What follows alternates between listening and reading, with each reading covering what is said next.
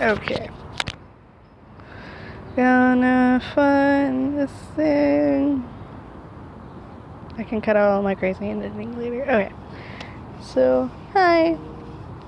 Still getting to work way too early before I need to, but gives me more time to read. So, I'm going to read you guys ShadAmy, Beauty and the Beast, scene Rose, which I wrote because I did begin writing a Beauty and the Beast version of a ShadAmy fanfiction, which is on fanfiction.net and has like 2-some chapters. There's a third one in my computer that I have never finished, but I have written many scenes for the fanfiction that are supposed to happen later. So, woo. So, this one is one of the scenes which I just titled Rose. So, let's begin. Her face lit up at the sight of all the flowers. She really liked flowers. Shadow wasn't prepared to have her stop at every flower and beam at them. The ones she paused at were the roses, though. Shadow was sure she had seen them before. After all, her last name was Rose. Her green eyes began to water. Hey there, her lip trembled. I haven't seen roses since my parents left home. They used to have roses like you in the garden. Mom was really proud of it. She worked to tend to it with everything she had. Tears began to stream down her cheeks. Sorry, she cried as she vigorously wiped the tears from her face. It's just been so long. I wasn't prepared to see roses ever again.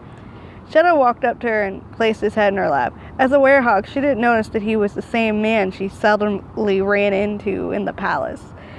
She also mistook him for a wolf, which was fine by him. It made it easier. There's a typo in that word. You know, Lance, my parents were funny, Amy whispered as she laid her head against his. They said when I was born I looked like a rose. So they named me Rose, even though neither of their last names were that. But I'm nothing like a rose. I often wonder why my parents made such a blunder. Shadow tilted his head. She wasn't like a rose?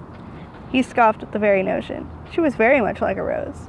The next day, Amy was working hard in the kitchen. She still had plenty of pastries to make for the party. It was only a few days away.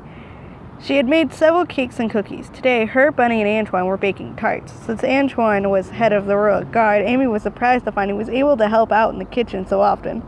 But when there was no threat to be had out there in the Drury Castle, Amy could understand. Plus, she was sure he just wanted to be with his wife. A knock interrupted their laughter. They all looked up to see Shadow standing at the doorway. Prince Shadow, Antoine saluted. What can we do for you? Shadow merely looked over the room and walked up to Amy, who was pulling a tray of tarts out of the oven. She gasped as she felt his arm wrap around her waist. She could feel his hand quickly move for her hair. It was as if he was caressing her. Amy felt like her knees were weak as Shadow turned her face to look into her eyes. As I expected, he began. Amy felt her breath become hitched in her throat. She knew she was falling for the prince, but the last thing she wanted was for him to realize it. Roses look nice in your hair. He seemed to smile, but was out of the room before Amy could tell if it was true or if she was dreaming. Once she heard the sound of the door closing, she placed the tray of tarts on the table. Antoine and Bunny were oddly silent. It made the room feel thick and heavy. She just couldn't feel comfortable again now. She walked back to the table and began focusing on her cooking. She heard Antoine walk out of the room a few minutes later. Shadow doesn't normally do things like that, Bunny finally stated. Amy looked at her green eyes sparkling in the light. You were thinking he must do things like that often, but he doesn't. It's actually odd for Shadow to be so impulsive. So he is right. Roses look nice in your hair. Amy couldn't help but laugh. I doubt it. Antoine returned holding a mirror. He handed it to Amy. Then have a look, Bunny encouraged. Amy grasped at the side of the rose in her hair. It was a hot pink color. Bunny and Shadow were white. Roses did look good in her hair. And that is the end of that random scene. I have another one that I wrote after that one that's also hilarious. And then there was another scene that was supposed to be written that didn't get written. I might write that soon. I really should return that fanfiction.